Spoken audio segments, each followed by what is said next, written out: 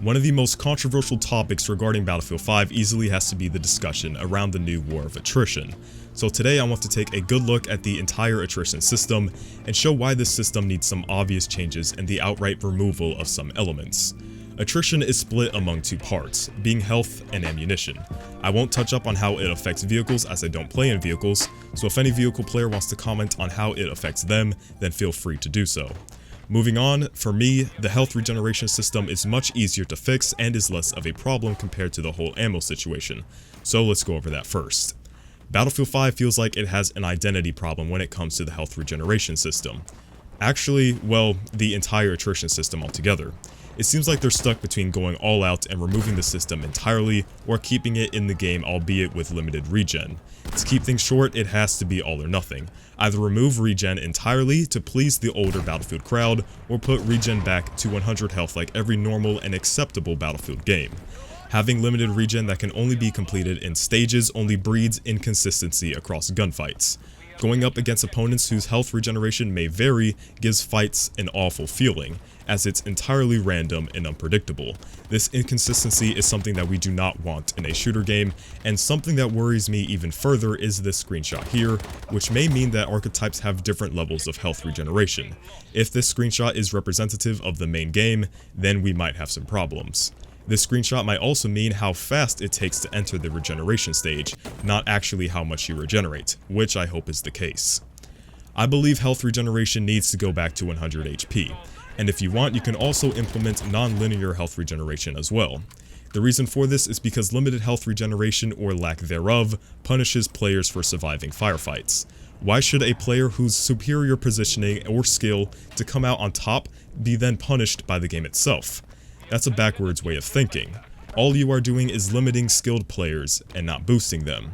After surviving an engagement, the player is limited to the skill of his teammates around him, thanks to no regeneration. Are his friendly medics going to heal him before his next inevitable engagement, or will he have to push at a disadvantage and ultimately lose the fight?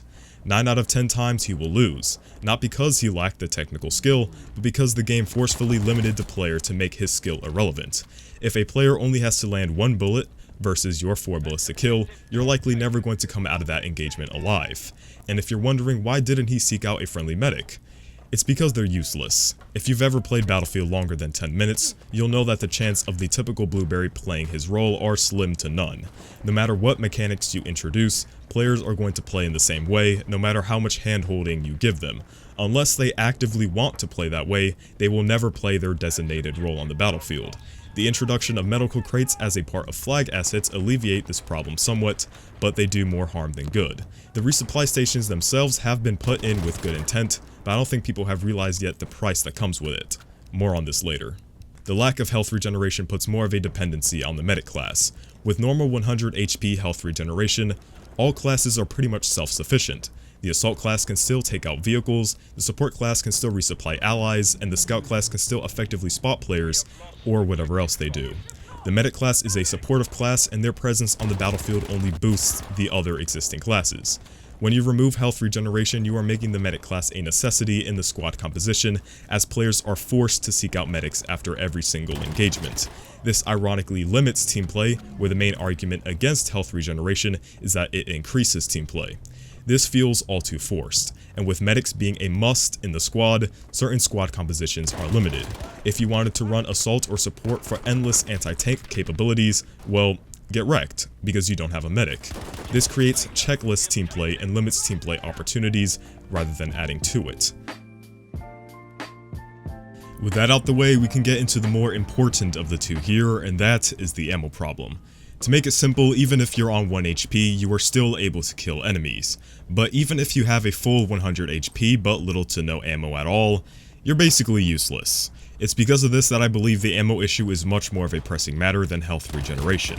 But before going forward with why the ammo side of attrition sucks, it's important to know the relevance of the support class in Battlefield, as attrition greatly affects the support class because, after all, they're the ones capable of distributing ammo. The support class in Battlefield is interesting to look at and needs to be balanced properly. With attrition, it has to be handled with care to avoid two possible scenarios. The first being too much of a significance on the support class, which forcefully makes you pick support in your squad composition, otherwise you can't play the game effectively. And the other case, like in Battlefield 1, 3, and 4, where the support class is overall not needed and is reduced to basically class uselessness. The latter is something we do not want to repeat in Battlefield 5, as all classes should be viable. The reason because the support class was relatively useless in terms of their role on the battlefield was because no one needed ammo. The abundance of ammo on classes other than support when they initially spawned was high enough that the normal Blueberry would die before he needed to resupply from a support. Then the endless cycle continued, and not once did the Blueberry ever come across the need to resupply. This completely kills the use and role of the support class. You have a class designed around giving ammo, yet no one to give that ammo to. This is why you never see Blueberries dropping ammo, because they've never experienced what it was like to actually need ammo. So how do we combat this issue?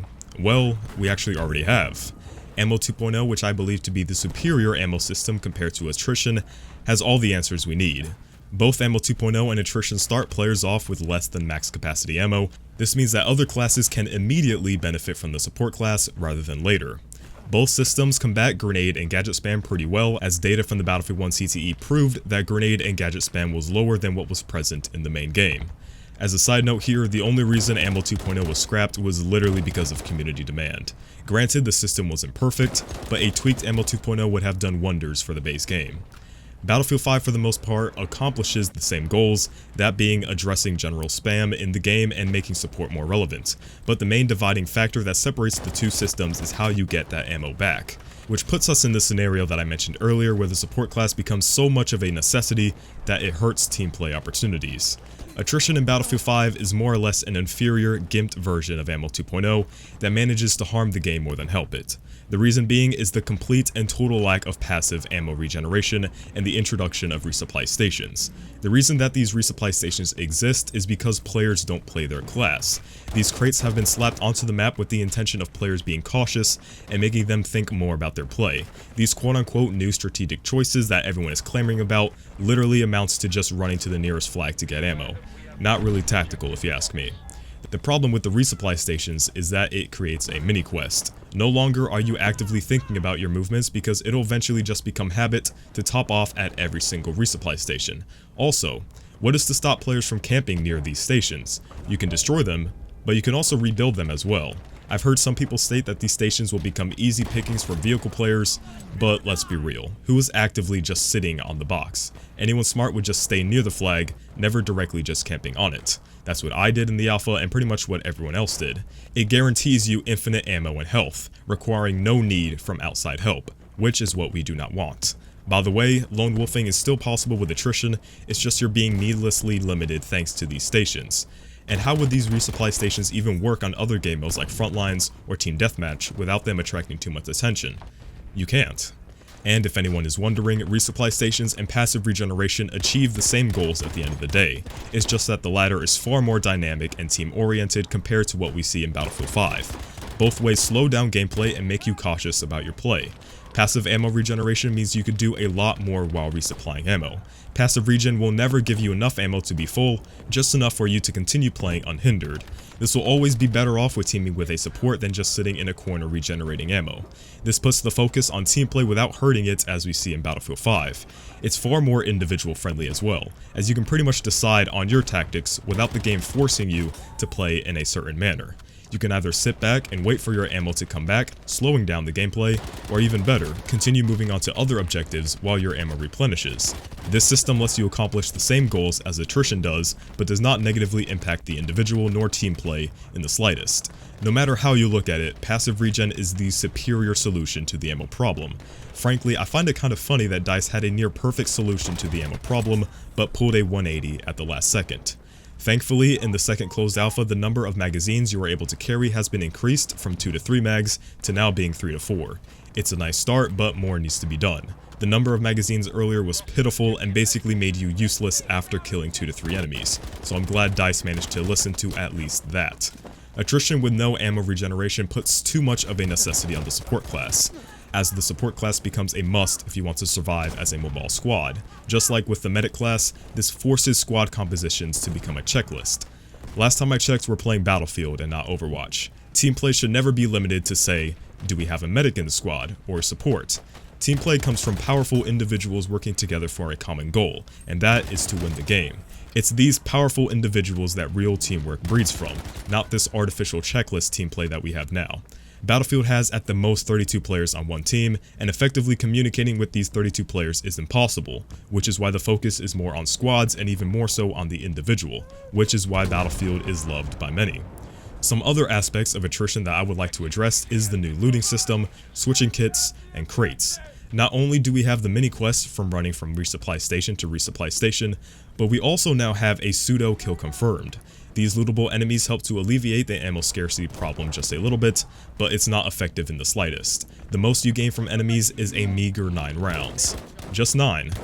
This aspect of attrition can be entirely ignored for the most part, as looting will generally not make much of a difference at the end of the day, unless you come across multiple dead enemies in the same location, which is not likely and is never a reliable way to get ammo. You can either buff how much ammo an enemy drops, or just remove this system altogether. Though, if this doesn't get changed, I won't be too worried, as this has a very small impact on gameplay. Kit switching is also a minor issue as well, and I have no idea why DICE decided to change this up all of a sudden for Battlefield 5. If you don't know, switching kits in Battlefield 5 will only give you their primary weapon, and not their kit. Who thought this was a good idea? I don't know. I sure can't wait to see medics running around with a STG-44. In all seriousness, the reason you kit switch in the first place is to gain access to their gadgets, not their weaponry. If you're a medic who is running low on ammo, you switch kits with a dead support player to resupply yourself, not because you want his LMG. This really feels like they're trying to punish solo play even more with this change. This also affects other classes as well, as you can't utilize the dead assault kits on the ground to take out a tank, for example. This, in my opinion, needs to be reverted back to normal, and it's absurd that this was even changed in the first place. Medic and ammo crates also no longer work on auras, and you must physically travel to the crates and press E to receive their goods. The reason you run these crates in the first place is to resupply multiple teammates at the same time. If every single teammate has to turn around and press a button to get ammo and health, then what is the point of running these crates in the first place? Crates are there so you can forcefully resupply your allies. This is yet again another needless change and only serves to complicate the game more than help it. I feel like a lot of these changes are fueled by people who want their game to be more immersive and real at the price of gameplay experience. Not to mention this brings even more animations into a game where there are already loads of animations to begin with. This will inevitably screw up hitboxes in high octane situations, and this change also needs to be reverted. While for the most part I've addressed my main concerns with attrition, I would like to offer the ability to overcharge ammo if a regeneration system gets implemented. This overcharge will allow you to carry ammo and gadgets in high capacity like prior titles. This is a bit sketchy as you don't want to make it too good, but simply just changing the values appropriately will let you find a good middle ground. The concept of an overcharge is good, and I think it's a great way to make the support class much better. At the end of the day, the concept of attrition and the goals behind it are not bad ones in the slightest, nor are they new to Battlefield. It's how DICE has gone about trying to achieve these goals that has made attrition to become a generally horrible system disliked by many players. I think the removal of looting and resupply stations and the introduction of passive regeneration that applies to both health and ammo is the way to go forward in Battlefield 5. I hope that the points I presented here today now give you an alternative look into the attrition argument and see that maybe this is not the way to go forward with Battlefield 5. We should always be moving forward with each passing game, not taking step backs like we currently see in Battlefield 5. Anyways, if you enjoyed the video, then make sure to let me know your thoughts down in the comment section below, and as always, it's been BloodHound, and I'll catch you guys on the next one.